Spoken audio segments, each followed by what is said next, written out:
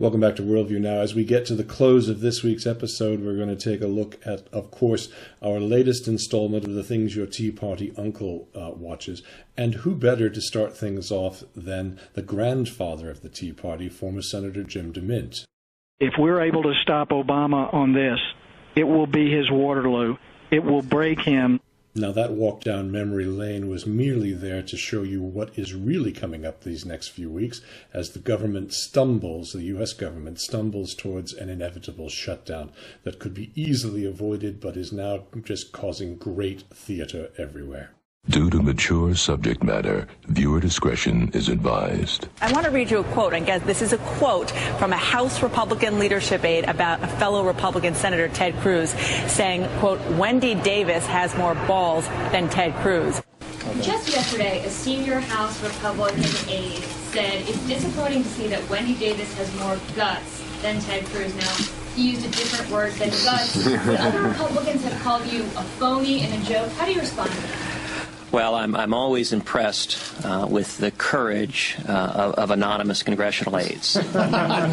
Senior House Republican leadership source who told Ryan Grimm at the Huffington Post today that in his or her view, quote, Ted Cruz is the leader of a secret cabal of leftists that are seeking control of the conservative movement. Their aim is to force the party to take on suicidal missions to destroy the movement from within. Defund Obamacare or we'll shut down the government.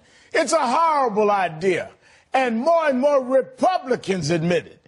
GOP Senator Bob Corker calls it, quote, a tactic that will fail and weaken our position. Senator Richard Burr said it was one of the dumbest ideas I've ever heard of. Congressman Tom Cole calls it a temper tantrum. And Karl Rove calls it a self-defeating and it's ill-conceived. Calling Senator Ted Cruz a, quote, joke, plain and simple. You get a Republican operative allied with House leadership describing Ted Cruz as, quote, Cruz's, quote, idiotic position and saying Ted Cruz, quote, officially jumped the shark this week. Another senior House Republican aide telling the Huffington Post, if there is no plan to get the defunding Obamacare provision passed in the Senate, or even a plan to fight to get it passed in the Senate, then what we're talking about isn't a plan to defund Obamacare. It's just a plan to shut down the government and hope for the best. That is not a great plan. All right, can you swing on over, scoot on down, and try to make yourself comfortable?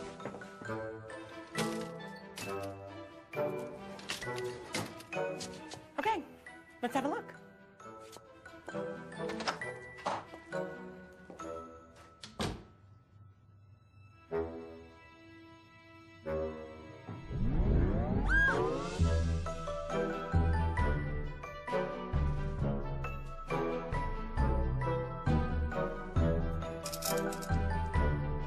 People who are doing this are new and did not have the experience that we had when the American people who don't like government but don't want it to be shut down reacted in a very negative fashion towards Congress for doing so. To somehow think we are going to defund it is simply not going to happen at this time, and it will, in my opinion, as it did before, harm the American people's view of the Republican Party. But I can tell you, in the United States Senate, we will not repeal or defund Obamacare. We will not.